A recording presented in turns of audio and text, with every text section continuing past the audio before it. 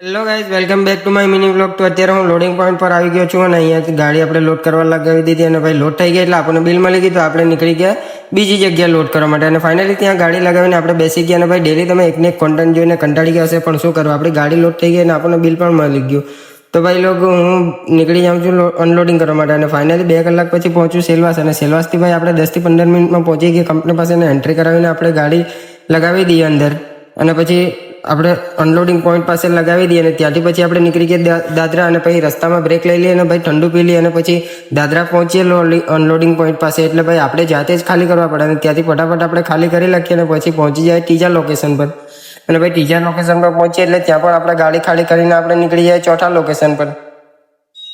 અને ત્યાં પહોંચીને ભાઈ ત્યાં પણ આપણે ગાડી અનલોડ કરાવી દઈએ અને પછી ફાઇનલી રિસીવિંગ લઈને આપણે ઘરે જવા માટે રવાના થઈ ગયા. અને ભાઈ તમારા ભાઈ ઘણી મહેનત કરે છે, તો તમે વિડીયોને લાઇક, શેર અને ફોલો જરૂરથી કરજો ભાઈ લોગ. Bye bye.